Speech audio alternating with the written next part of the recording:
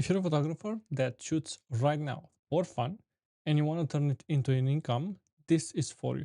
And I'm going to take you through all my knowledge that I have based on how to monetize your photography skill from B2B to digital products to absolutely everything. So if you already have some clients but feel stuck, this is for you. If you have tried selling presets and no one bought them, then this is also for you. If you're making a course and nothing happened, this is also for you. If you just picked up the camera last month, this won't be helpful for you. That's it. Let's dive in. So, chapter one, mindset shift. Your skills are already the product. As in, most photographers that I know are stuck in the idea that I'm not yet at the level where I can monetize. I can't do anything with my skills yet. I'm not taking great photos right now, so I'll just wait another year, wait another month up until I start monetizing. Or they start buying courses, they start upgrading gear, they practice on the weekends.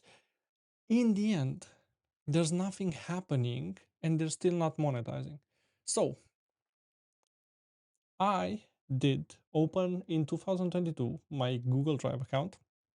It was full of presets, full of stuff that I bought from other photographers, full of all the possible things in the world that you would imagine that I used and that I now know, and I have done absolutely nothing with them.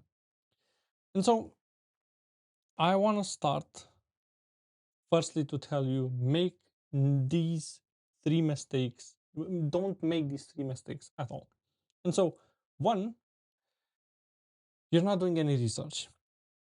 When I started selling digital products strictly, I started doing presets, I started selling this and that without researching absolutely anything and without actually trying to figure out if the things that I know would be of any interest to someone. I just thought if others are doing, I can also do it. That doesn't mean that if for others it works and they can sell shit, that doesn't mean you also need to sell the same shit because it's usually not how it works. Two, you're leading with the wrong product most likely. And I talked about this in another video. If you're imagine your product as a store. The front door is the first product that people see. If you place the wrong thing in front of the store, people might not even enter. Third one, you solve more than one question at a time.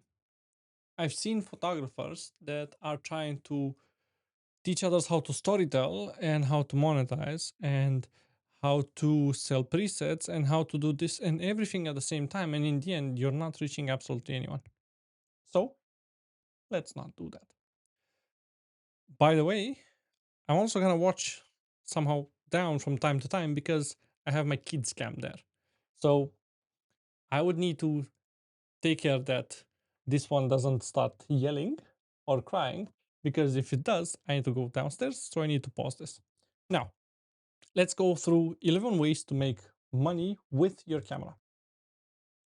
Firstly, B2C client work. Wedding, families, portraits, newborns, boudoir. Everything that crosses your mind that you can sell as an experience to a client of yours, a client that is not a business. Then you have B2B client work, which is product photography, real estate, corporate, food, advertising, fashion, luxury, hotel, hospitality, whatever.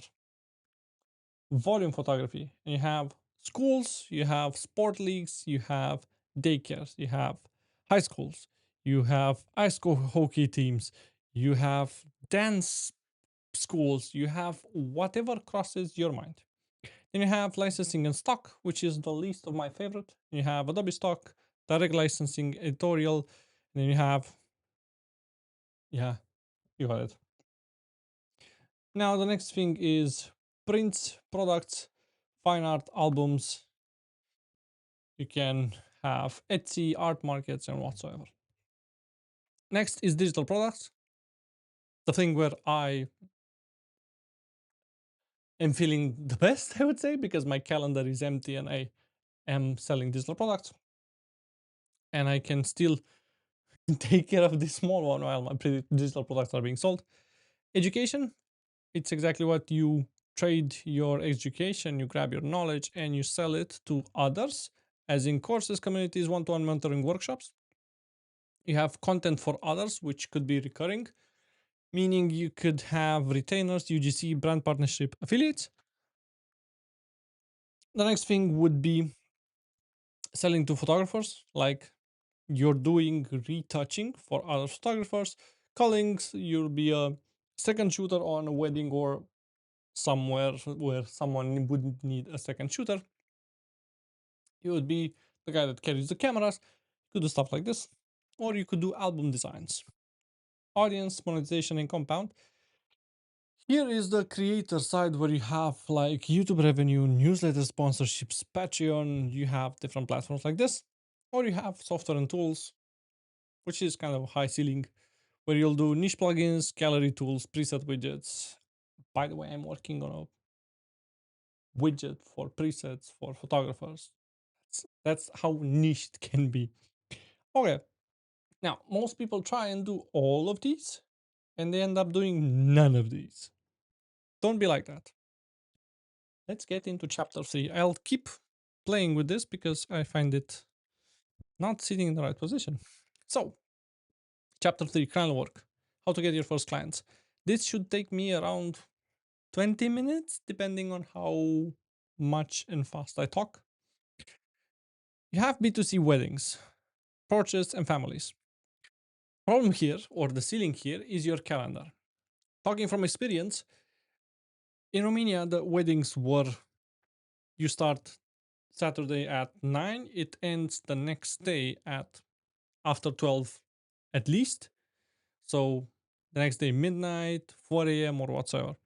Now, when you're having a wedding like this, you're kind of fucked going on a Sunday to another wedding or baptism or any other event because you fucking need to sleep. So usually you're having a weekend booked for a wedding. That's how it was in Romania. Here, you're being paid in Germany. By uh, you're being paid by hour. That means when people book you, they know exactly that they're booking you for 4 hours, 5 hours, 6 hours. You're giving them a price for that specific time gap where you will be with them. Meaning, you can have a wedding in the morning, you can have a wedding in the evening. 4 hours morning, 4 hours evening. Sunday, the same thing, 4 hours, 4 hours. So you can have in total, let's say, 4 events in 2 days in a weekend, which makes a lot more sense and the price is a lot more higher. Now, you can't sell, as I said, the same Saturday twice. It pays well and it builds your portfolio, and the more people you have that you deliver weddings and photos and they're happy with, the more you will attract. The more you'll attract, you'll start raising your price. And the more you raise your price, you'll have less events but priced at a bigger price, and then your calendar becomes less full because you have less clients, but the clients that are paying you are giving you more money. So, how do we start?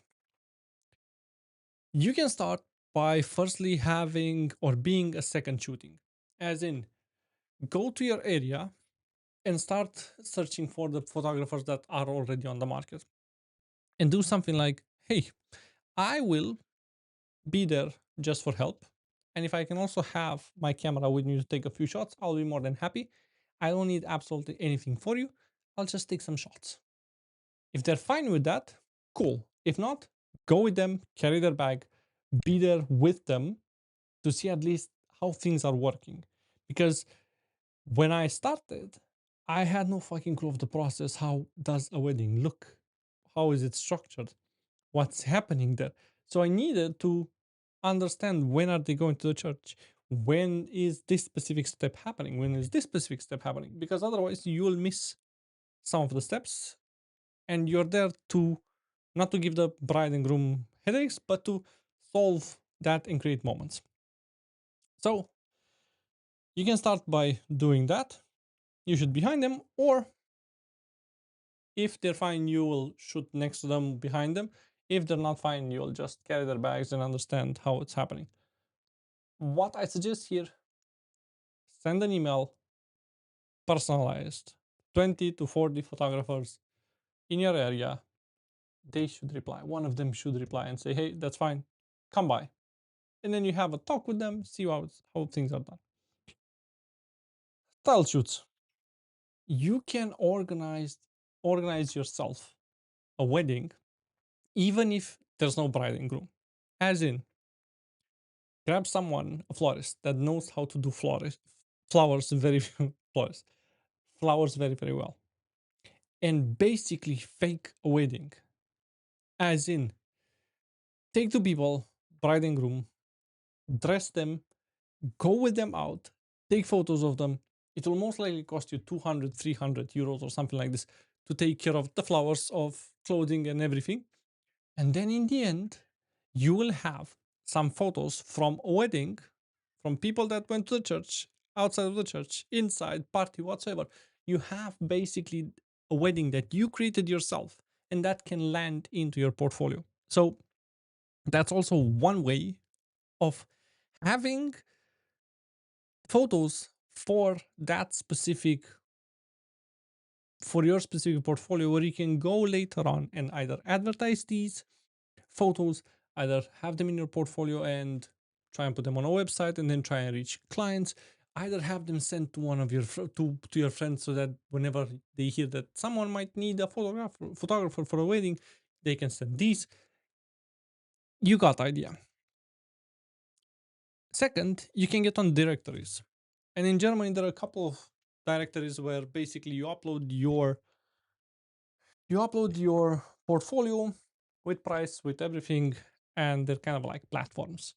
And then people would see your portfolio in that. From They will search by region. In that region, they'll see the person's portfolio, then price and everything, and then they decide if they would like to invest their time and money with you to have them as their photographer for the wedding. Fourth one, referral partnerships with planner and revenues. Now, this one's a bit harder from my perspective, because usually when you're going to venues and planners and so on, they're kind of having someone already, so you would need to be better than that one. Here comes the part where, if you're having an offer that is fucking strong, then you might have a better chance, because when you're having an offer that is better from the photographer that they're already working with, they can be friends, hence they're working together, which, even if you have the best offer, might be like, ain't gonna happen.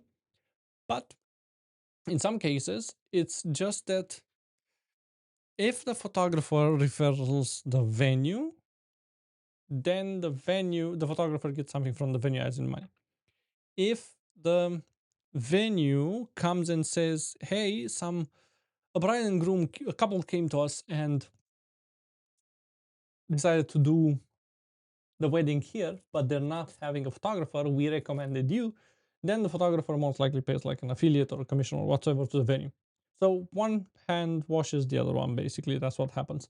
So you need a good offer here to know where you stand and how can you just put your foot in the door and say, hey, I have a better offer. I'll either give you more money if I refer people to your venue, or it depends what you want to achieve. But a higher percentage that the venue will receive by you recommending them or by them recommending you. Anyhow. 5. Undercut to get the first 5 bookings. You firstly charge a 30 to 40% below the market for your first weddings. You need to deliver exceptional fucking work. Once you deliver that, you can start asking for more money, which of course is based on the fact that you have testimonials, you have reviews, you have people that are fucking happy, you have a lot of stuff that proves that you're doing a fucking amazing job. So then you just vamp up the price. Now, baptisms and communities and communions book through church networks and family word of mouth. I only got in Germany, and I started having a few friends, and one of them knew that I was a photographer. She recommended me to a family to photograph their kids, like a family booking, something, family booking, photography group whatsoever. Now, I delivered that. It was fucking amazing. All of a sudden, they have a community, and they're being part of a community where they're having other parents that they're knowing with kids, and they would also like something like this. All of a sudden, you see yourself at the top person of interest as a photographer because you did something for that for one of the families. You delivered an amazing fucking work, and then all of a sudden, the other ones also want you to deliver the same thing. They also want the same photos. They also want that. So if you enter and you have some friends that are either having weddings, baptisms, communions, group photos, newborn photography, studio work, whatsoever, word of mouth usually travels fucking fast. Next thing, families and newborn. This is a lot easier. Again, I'm doing a step back and I'm going back to Romania where I was shooting this. Usually, baptisms in Romania were like around 4 hours. So these can be done two per day, let's say. And you have one in a Saturday, two in a Saturday, and two in a Sunday. And then you have some more events shooting over the weekend so that you have enough time from Monday to Friday to edit the workload that you took photos of. For families and newborns, you have one new outdoor location. So what happens there is, give me a sec to arrange this. Da, da, da, da. I need to make this bigger. So what happens there is you have one outdoor location, and you basically book, let's say, 10 to 15 families in one day. You have a package of 30 minutes each. You charge 100, let's say, euros per slot. And then yeah, this you charge 100 to 200 euros per slot. You deliver, let's say, 15 to 20 edited images per family. On one day, you can make around 1.5 or 2,000 euros. If we're talking one layer in and we're talking about seasonal hooks, you can do photo shoots for autumn colors, Christmas, spring blooms. The sky's the limit. So whatever crosses your mind, Easter bunny, I don't know, whatever crosses your mind, you can do something like this. Third one, newborn photography.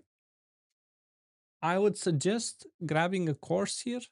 I did one myself because if you've never had a kid, you literally know how to handle a kid and specifically how to handle a newborn, and then specifically how to wrap them in those scarves and what to use and what not to use, and how far should be the white noise device from the kid, what type of light we should use if you're using window light, and all sorts of stuff like this.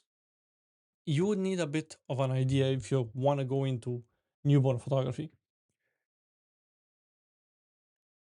These ones, you want to shoot them around the 10 to 15 to 20 maximum um, day that they just came.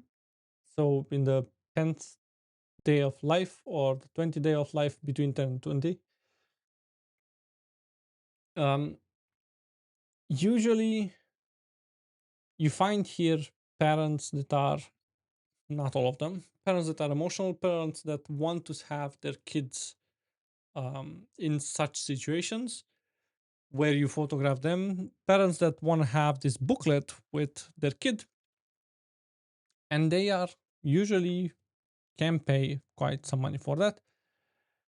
The referral rate is high if you do fucking amazing work. When you're going into a course for newborn, at the course, you will take photos that will land in your portfolio and you can do it afterwards yourself. You just need to be having the gear and be aware of the things that I said earlier. If we talk about B2B, you can do product and e-commerce photography. You can literally research in your area what local brands or businesses are there and send them an email based on if they're having original products or not, or what type of products they're having. Send them an email, hey, I'm doing this, this, this, and that as a photographer. I saw that your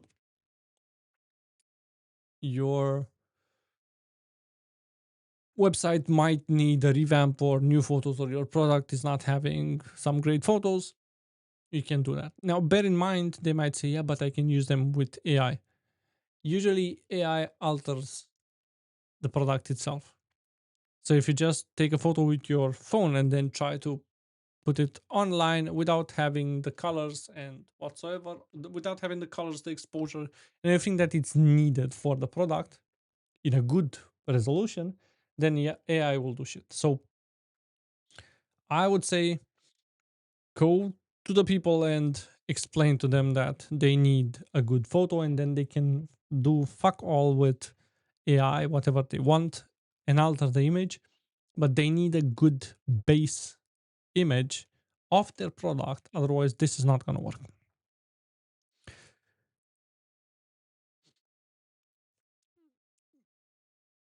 You can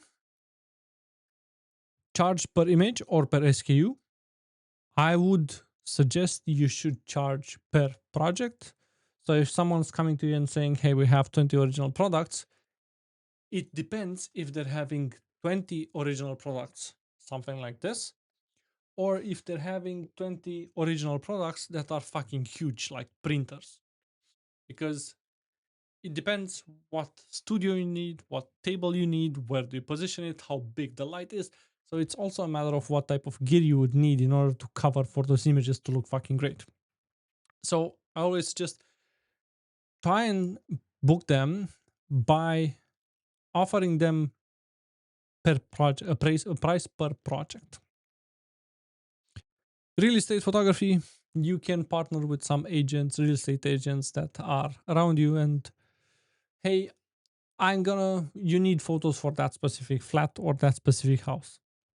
Usually, real estate agents are going and taking them their photos, at least in Germany. In Romania, they did the same thing.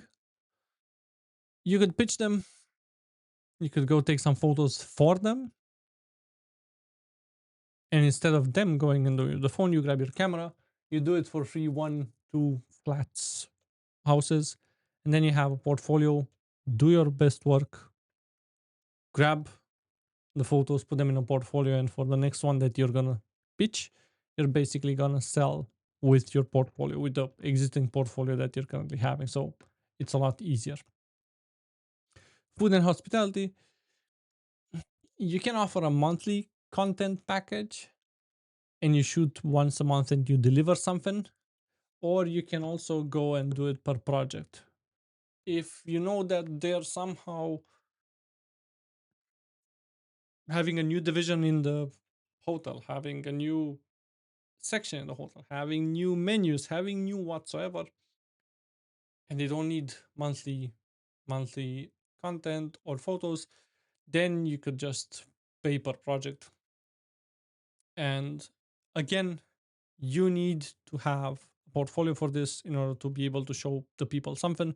So I suggest you can use LinkedIn to get in touch with some of the marketing heads or marketing agents, people, employees that are in that specific hotel or brand, and send them an email and ask, hey, I'm going to do this for free. I just want it for my portfolio. Am I allowed to come on that specific date, or let's schedule a date where I can come to your hotel and I can take some photos for myself? You can use them for whatever you would like. Again, it's something that you start doing by asking people if you can do it, so that you can have a portfolio, so that you can later on pitch other brands to do it for them, but for money afterwards.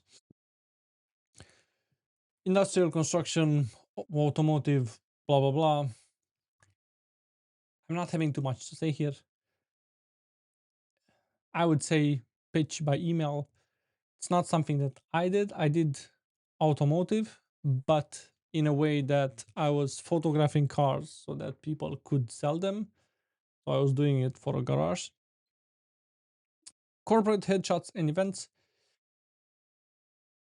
If someone has a brand or a company and they want to have their people photographed and then have them on the website, I did this for a veterinary clinic from here, from Germany.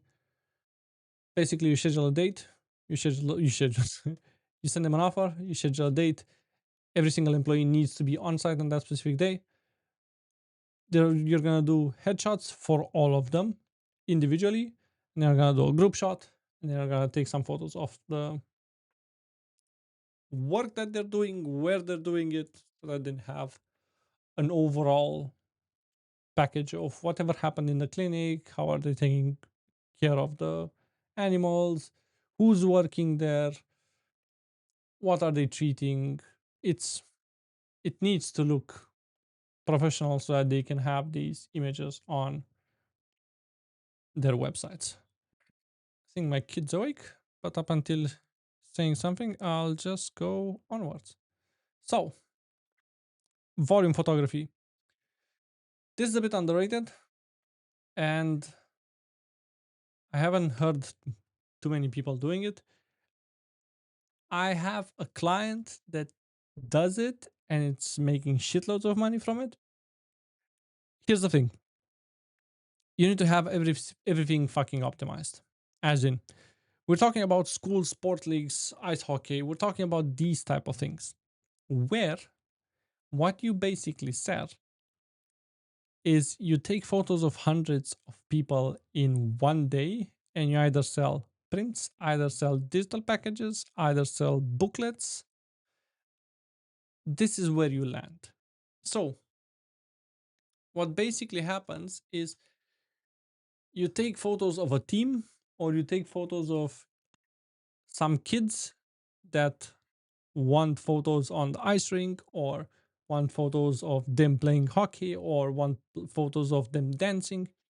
So basically you go there, you take some photos of these people, then with these ones you're pitching the organization or the teams, the coaches of the teams.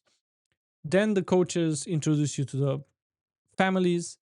Then if the families say yes, you basically have a team and you need to take care of a team.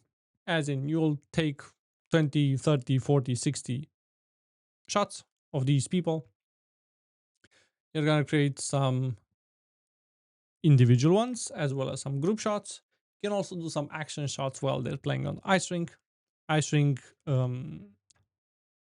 as an idea or example so that we can go along this with this example. Then once you have this, you can pitch the entire club where the teams are. And we reach a point where you're having 100 to 200 kids in one day. And if you're not having everything automated, it's shit.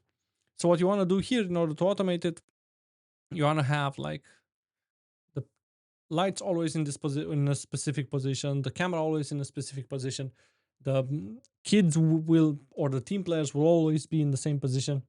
You want to have the same background. You want to have the same place where you would add them as a group. You want to have everything done so that you're not calling through 600 images when you're reaching home because the 3 images that you took of the first team player were like this, and only the fourth one is a good one.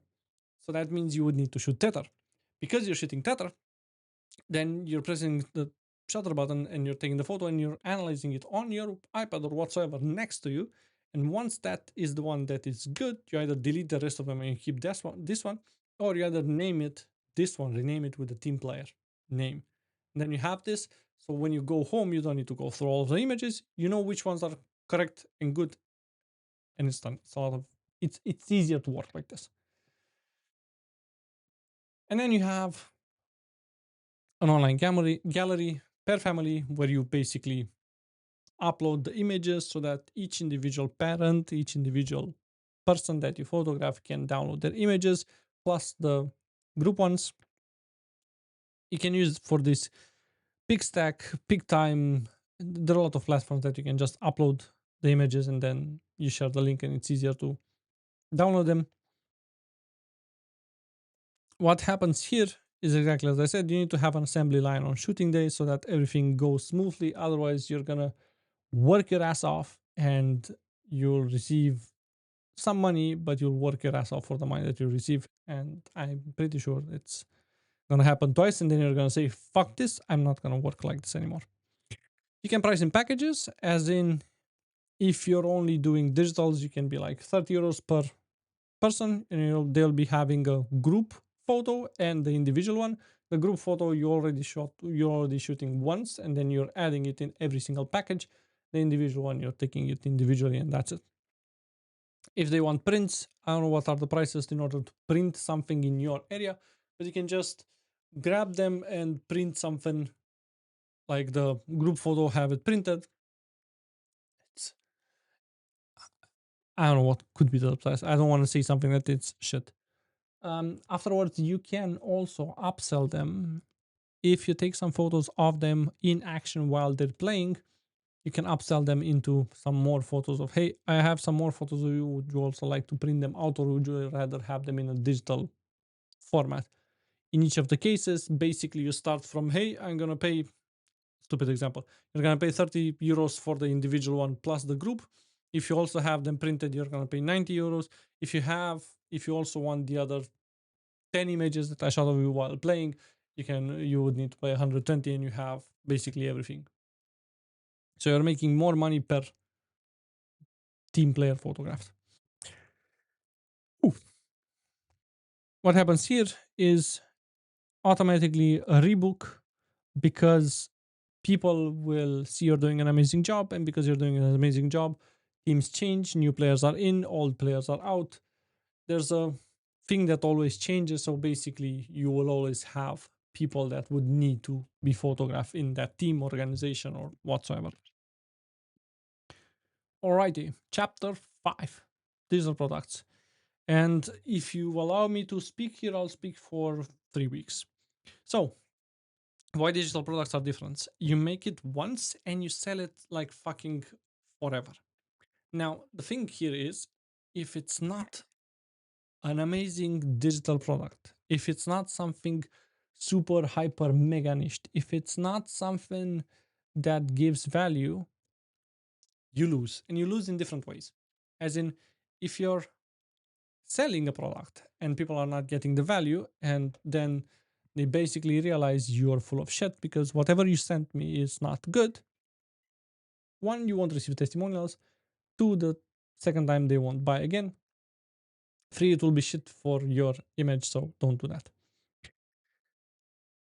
If you're not having a product that is mega super niched, and that solves one problem that's tiny but important, you won't have people that will pay for the thing that you are selling.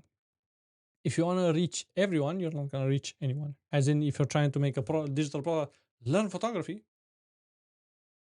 Yeah, thanks. I having YouTube videos. I have millions of ways of learning it. It's not solving anything. Why would I buy it from you?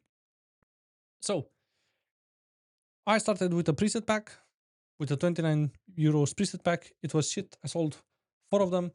I did it because I copied someone else, because I saw that they're also selling it. I said, I'm not gonna sell it with their own price because it was 34. I'm gonna sell it lower, so mine will be sold way better. Guess what? It won't, because the people were having no fucking clue who the fuck am I. So of course they weren't buying it. They were still buying from the other guy. But you learn from that, right? I added a 90-minute editing video to that because I thought I'm gonna give more. Still not being sold. And so I changed the whole thing. So I started having that product as a backbone of another product. And at some point I realized that the presets are being sold if the people are coming from through another door into that specific product. In the end, that was around 2,600 euros that I sold the presets over a period of time.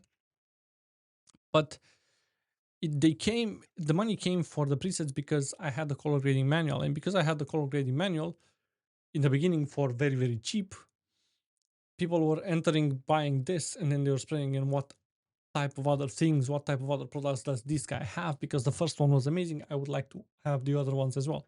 And so it happens that you're basically showing this product and then people are like buying this, and that. That's an ecosystem that we create. So, what can you make?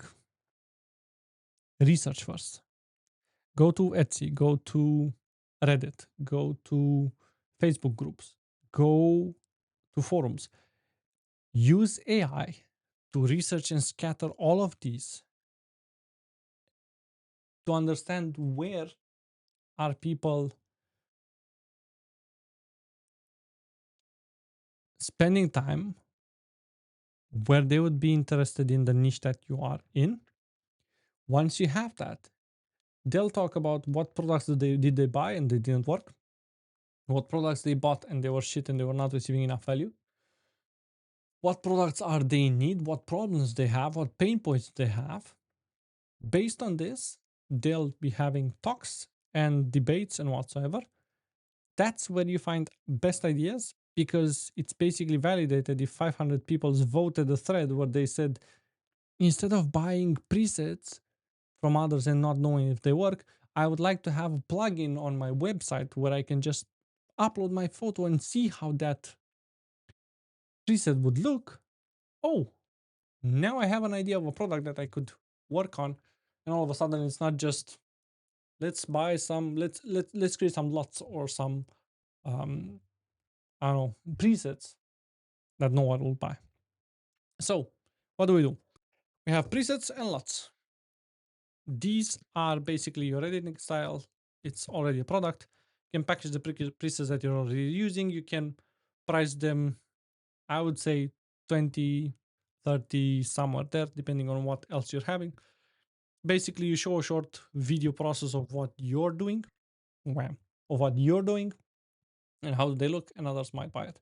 Now, the thing here is the presets will look different on different images from different camera profiles and so on. So I wouldn't lead with presets and lots. You can have guides and ebooks.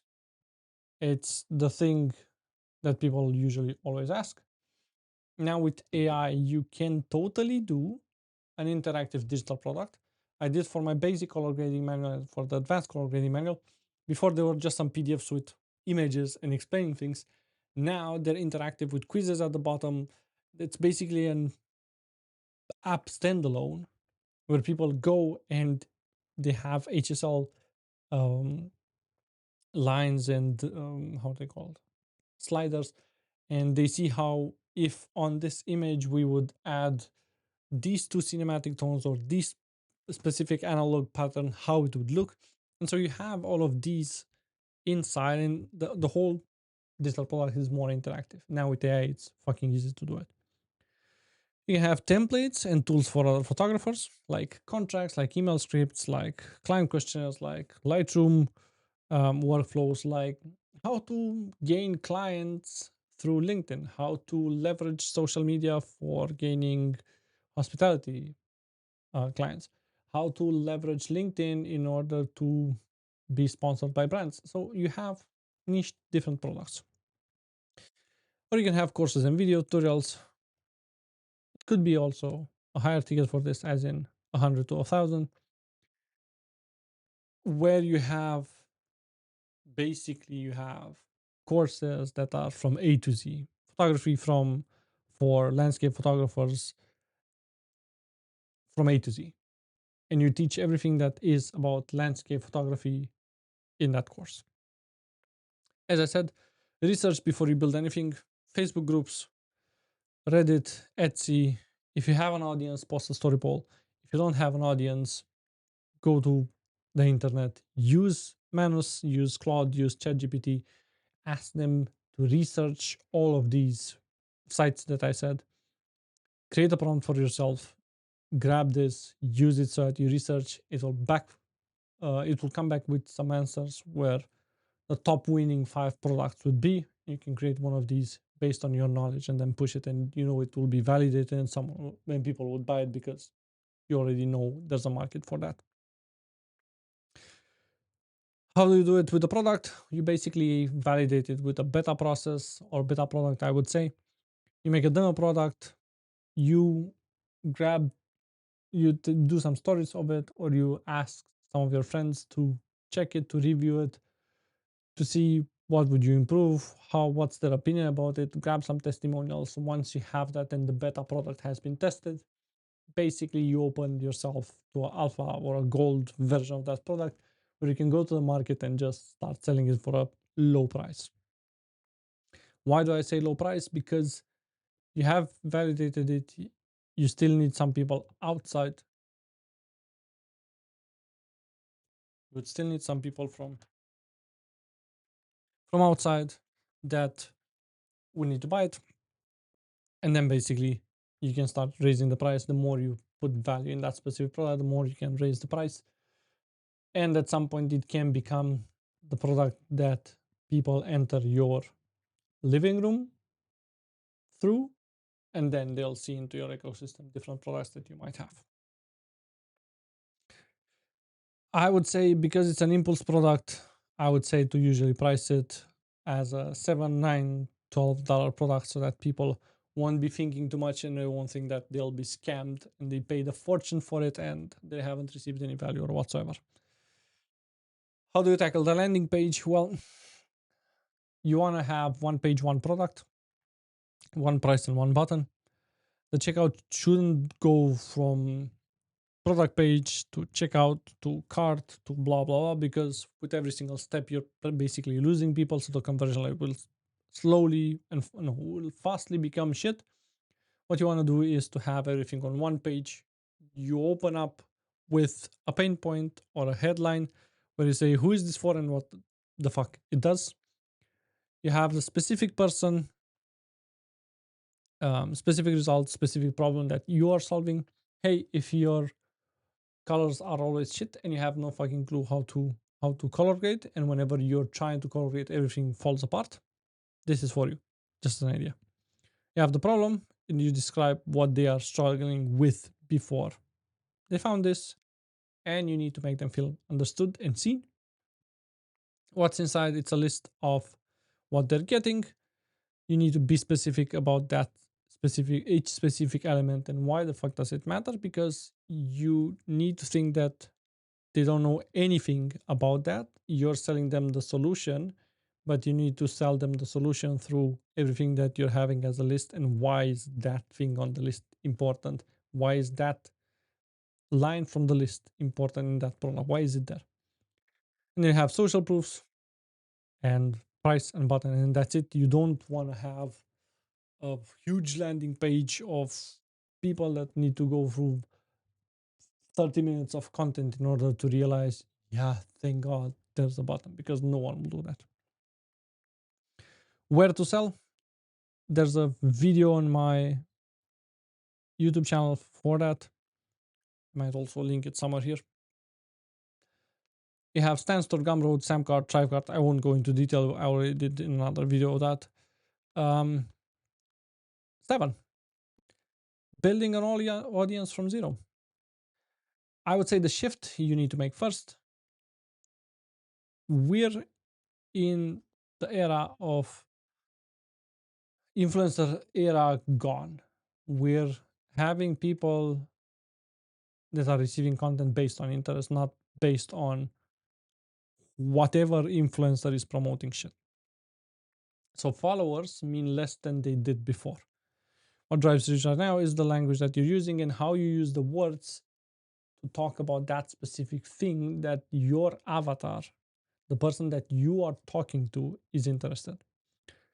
And so people do not buy just the product, people buy the face, the person, the skills, the experiences, the everything that is behind that specific person. They won't just buy the product.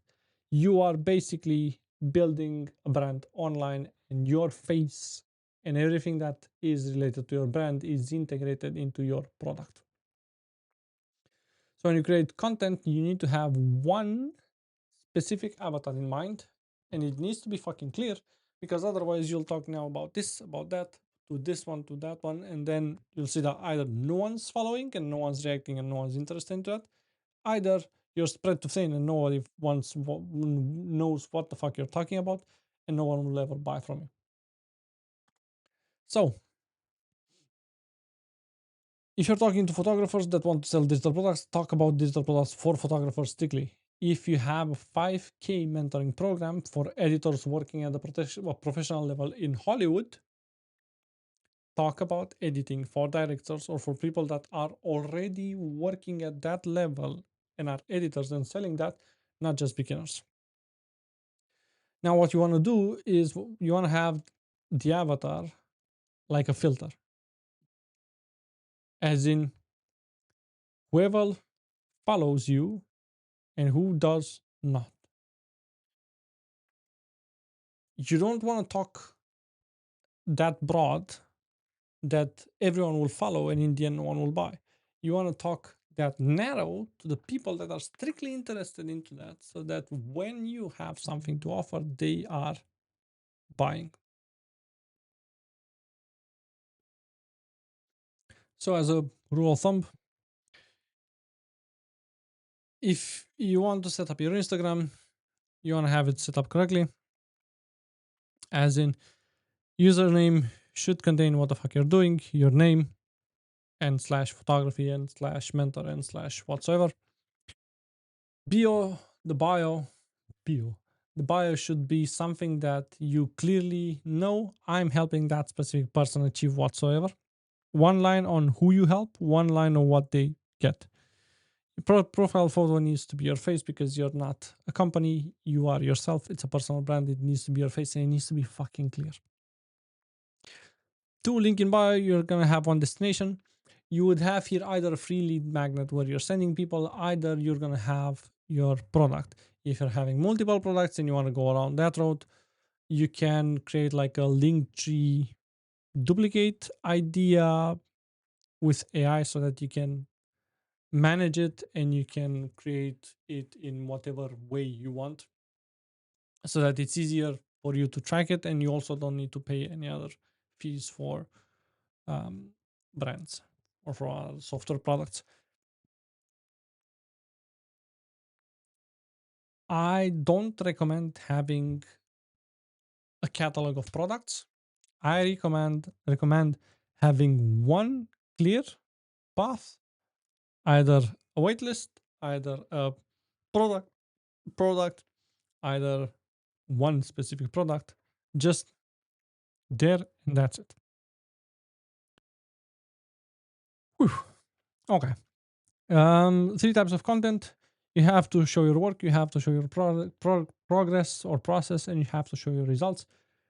People would need to connect with you, so you would need to be authentic, you would need to be yourself, you need to yap on camera. You don't want to yap and do talking heads. That's completely fine. You do carousels, but you do storytelling with carousels and you show your photos and you share experiences of what happened while sharing these photos. Teach one thing per post. Don't start, I'm gonna tell you this, and from here you reach into different scenarios and you end up wherever. Um, when you sell direct to a product and you can do it once. Depends how much content you post. If you're posting 3 times per week, you can have one post that is specifically to sell something. If you're doing 20 posts per week, you can vamp up the sales content because you're posting a lot more content. So try and have a ratio of I'm giving a lot of value, I'm being a lot and creating a lot of content that's authentic. I am a key person on that specific niche or that specific topic, but I'm also selling my products. So then you train your people that are following you that you also sell something and you market yourself. So they won't be surprised that at some point you're selling something and they won't understand why the fuck is this guy selling something. For 5 years you haven't done shit. Now you realize you need money or what? I would say if you want to grow, post 4 to 5 minimum times per week. That can be one post per week, and or could be two posts per Monday and two on Wednesday and two on Saturday, or one on Saturday and one on Sunday. Doesn't even matter. What matters is that you're somehow having a consistency. I would recommend, it's easier for you and it's better for you to understand how this works and to get in the game by doing one post per day. You can do it from Monday to Friday, or you have Monday to Sunday and you have 5 posts, let's say, and 2 of the days you skip whatever, whichever day you want. But I recommend going daily. Not because the platforms will do something. I recommend doing it daily because it's something that enters in your system, that you can do a video wherever, you can create a carousel whenever. So it's in your system and it gets a lot easier. Usually the hook is everything. You want the first frame, if you're doing a carousel, you want the first frame of a reel, or the first frame or the first text cover of the carousel to be something that you get people's attention, so that they afterwards will continue to see what is about, or continue to slide through the carousel slides.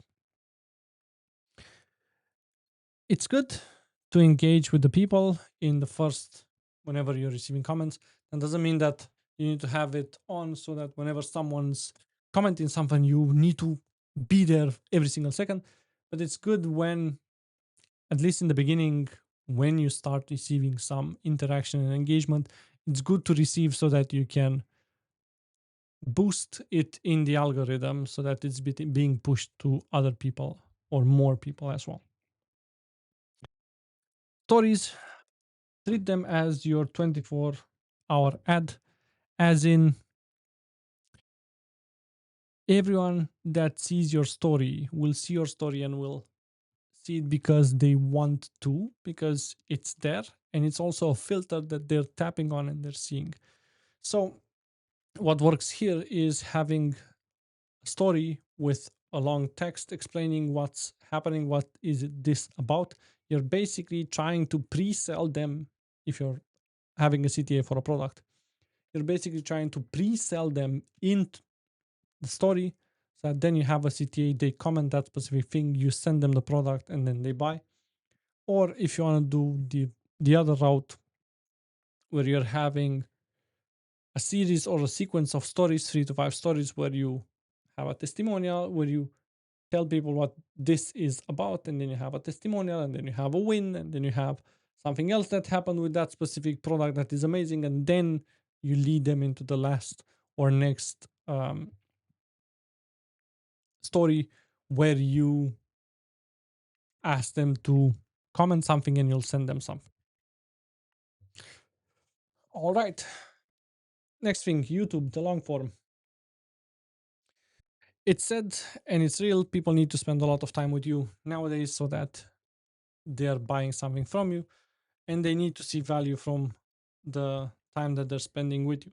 Meaning, if someone sees 20 shorts that's that are each 1 minute, that's basically 20 minutes that they spent with you. If you're having 3 videos that are 20 minutes each and they binge all of that, it's basically an hour.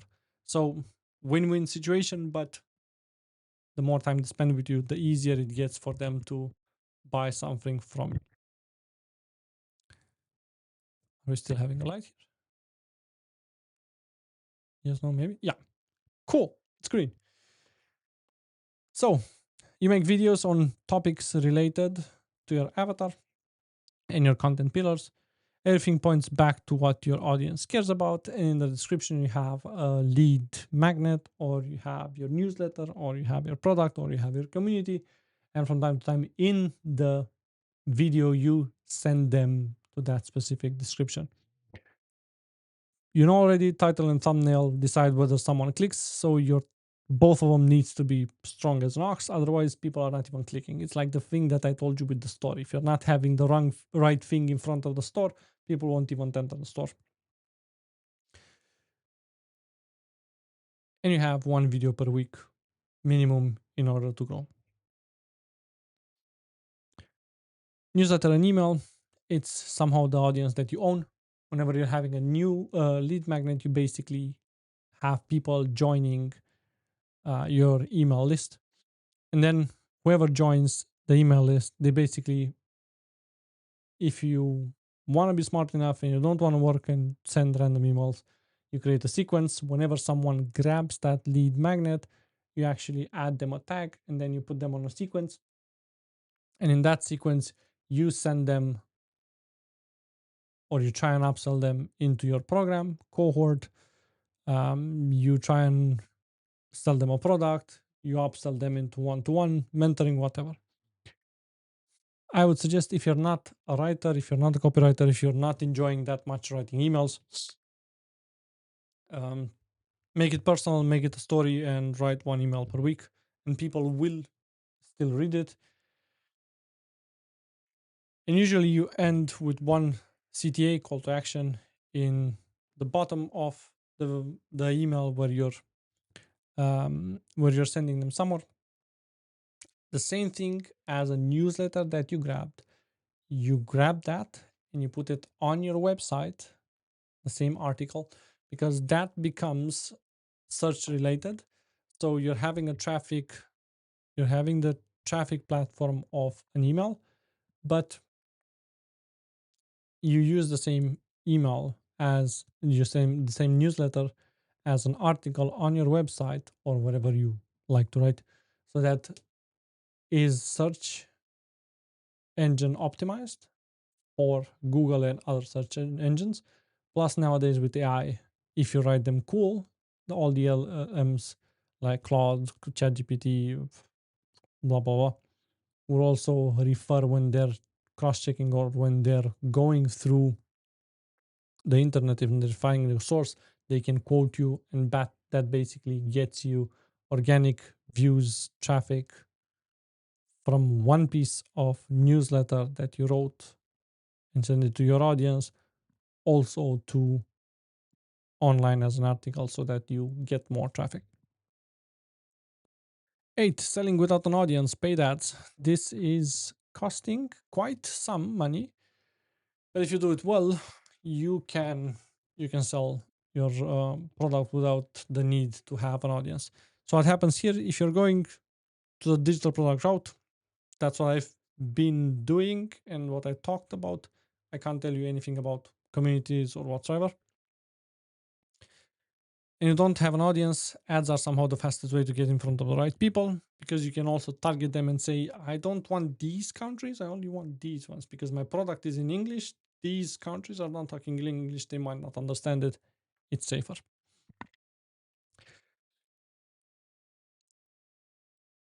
If start with a budget that is double the price of your product. So if the product is 10 euros, start at 20. Product at 29, start with a 60 euros budget, I would say. By the way, I'm not an ads expert. I'm just telling you from my experience and what worked for me. Somehow it gives the algorithm enough spend to find the buyers and to run out of patience and without turning it off. What to remember here, you're selling to a cold audience, so your landing page needs to be written for a cold audience. You're not gonna talk to them as if you know them since a while, because they don't know you, you don't know them. They're seeing you for the first time. You need to have a landing page that is hybrid or for cold audience. And if I'm talking hybrid, you need to think that it might be workable, or it might work also for warm audience as well as cold audience. What makes the ad work nowadays? Be hyper specific in the creative. The ad needs to describe completely what the product is about, who is it for, how is it going to help, because otherwise Meta won't know to whom to show it and it will just eat the budget as fuck. What I discovered recently is that you can let Meta's AI do the targeting, or if you have existing clients, you can use a lookalike. You can upload the emails and all the other details and how much did they spend with you on. You can download it as an export, upload it to Meta, and then create a lookalike audience, and Meta will start looking for people that are similar to the people that bought from you, and will start serving them and trying to search for people there so that they would also buy. By the way, it's grabbing interest and all sorts of stuff. So it's a good way of trying to use as a target, as an audience. If you have no clients, allow Meta to find the people on its own. I ran an ad campaign for my color grading manual, and I just gave Meta and I said, "This is the product. These are the creatives. Do whatever the fuck you want."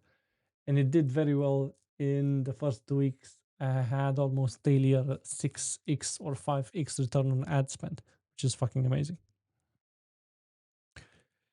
Hint here, or advice or tip: do not turn it off after 24 hours.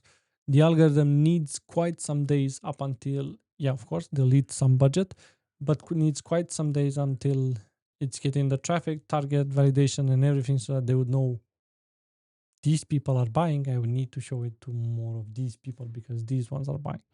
So it takes a time, a lot of time, 4 or 5 days, let's say. Chapter 9. What do you do after a sale? You build an ecosystem. And this is what most creators are failing here. You don't need to have individual products and start promoting this and that and this and that. You basically promote one, they enter your living room in your ecosystem, and then inside the ecosystem, you start banging them with different products that they're helpful and that they're related to each other so that people would buy more. Now, this chapter individually is not a way of making money. It's just an additional step or an additional path to selling digital products. So what happens here? You have a cost of acquiring a customer, and you want to try to sell more to existing customers, meaning you tag the buyers and collect names, email, countries, details about them, and then you can have order bumps at the checkout. You can upsell them in the checkout process or after the checkout process. Both of them work. You can have like a post-purchase sequence when people buy something from you, and then you have 3 emails trying to keep them accountable for what they bought, and then another 3 emails trying to upsell them into another product that you're having. And then because they landed on your email, you also have the email, so you can send from that point on weekly emails. The economics here: you basically paid €7 to acquire a new customer through ads, and then you sell them more and more and more and more. So basically, win-win. Another way, chapter 10, content for others, UGC or brand partnerships. I would stick with the content for others.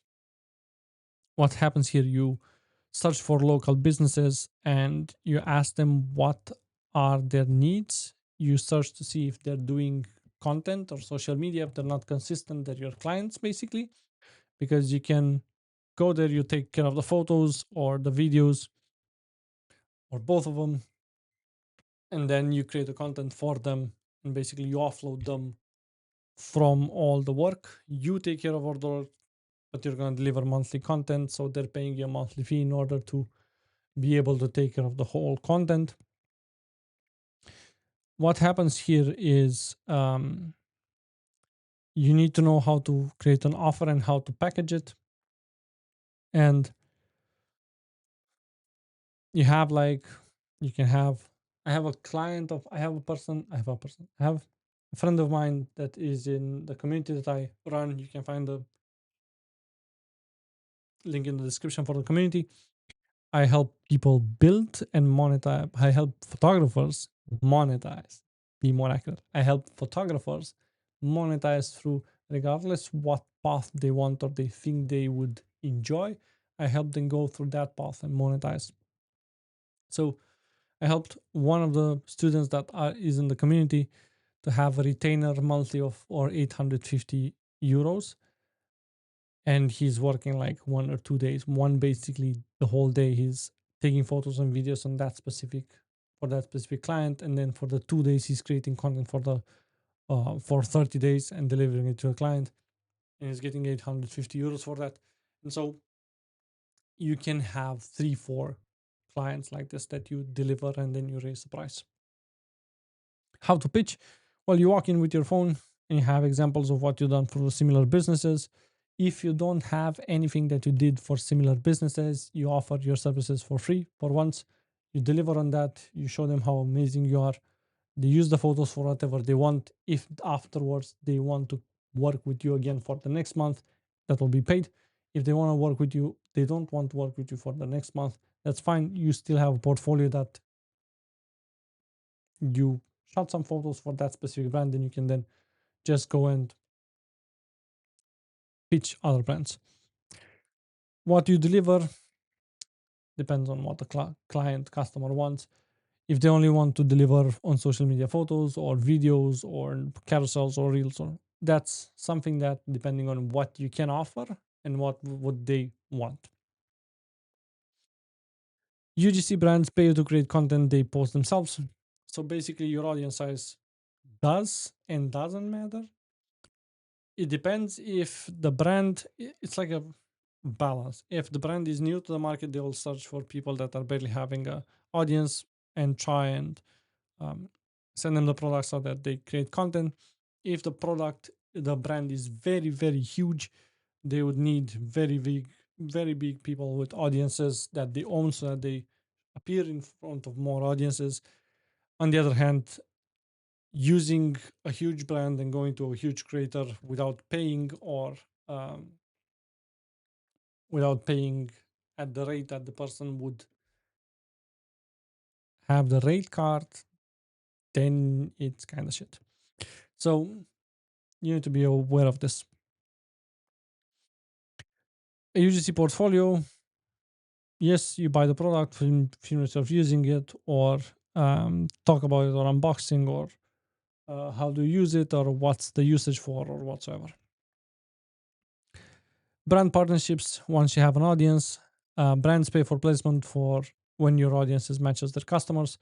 You need a media kit, that's very important. You need a rate card to know exactly, hey, for one reel, this is my cost. For one carousel, this is my cost. For a campaign, this is my cost. For talking about your brand on story for 3 times per month, this is my rate card. And you usually want proof of results, audiences, where are they engaging from, what's your engagement rate, what's on your account, and so on. Because you could have a lot of followers that you bought and you're having 1 million followers, and basically the engagement rate is 1% because only 20 of these 1 million actually comment. The rest of them are accounts that have been never used, or stuff like this. 11 chapter, education and community. This is a recurring model. You have one-to-one mentoring. You can start here before building anything else. It's somehow the highest price per hour. You do scale and no scale. Um, you kind of don't start here for the money. I started with this because there was absolutely nothing else that I thought I could sell, and I paid someone to teach me how to do this. So I thought this is the way.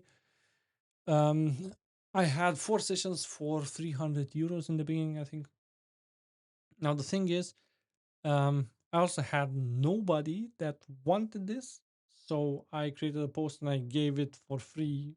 Two of these sessions, I gave them for free so I can grab the testimonial so that I can go and sell some more.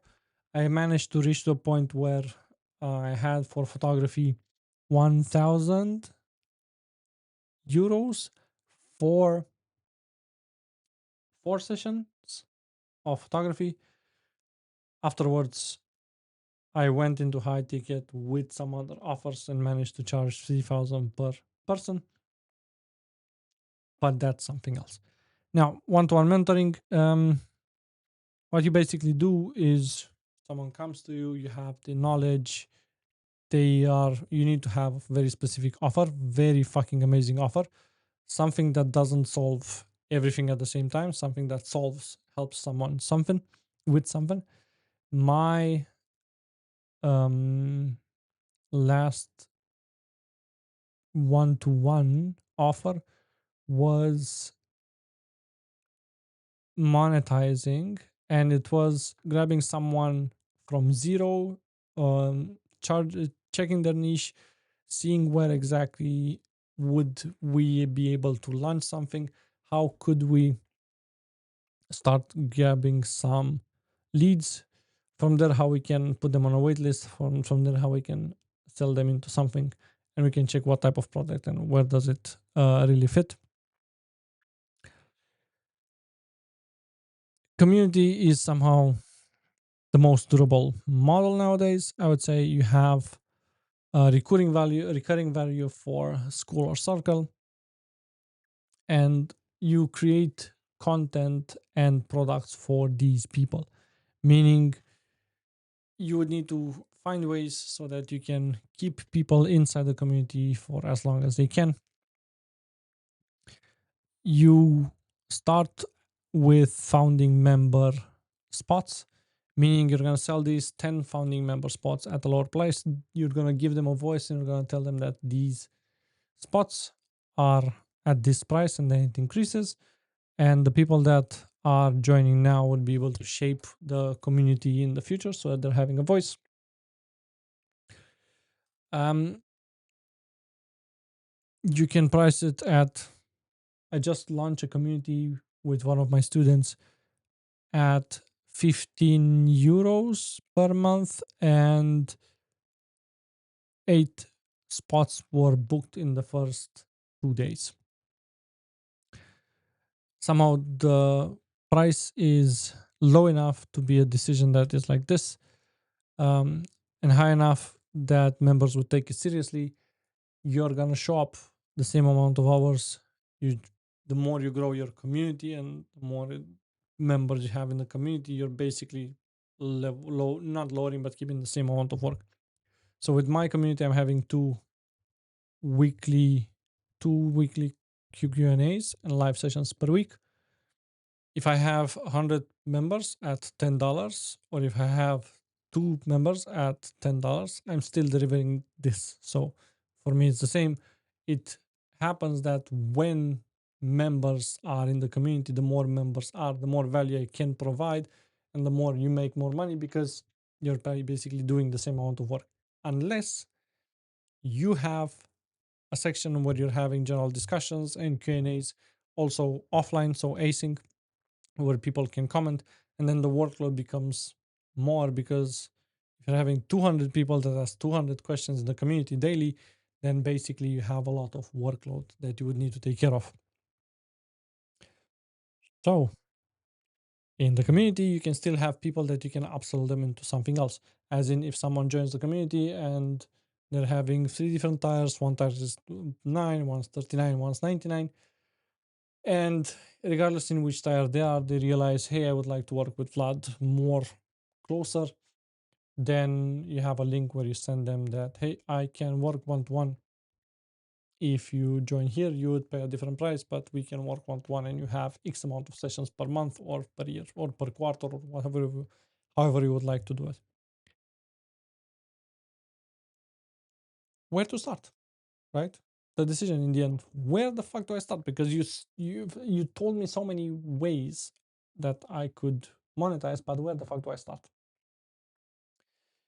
If you need income now and you have a camera, I would say client work first. And it's the easiest way to go knock on businesses, local brands, local businesses around where you live, and to knock on their door and say, hey, I can do this for you. What do you say? You're also creating a way of talking to clients. You're also creating a portfolio, and you also might be creating some money because it's easier like this. Client work can be like creating content for others, local businesses, weddings, porches, and baptisms, all sorts of stuff like this. You have a skill and you want something that runs without you, I suggest build digital products.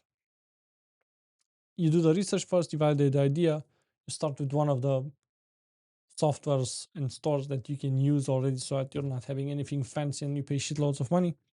You create content on Instagram, YouTube, TikTok, whatever, and you point them to that towards that product so that you create traffic.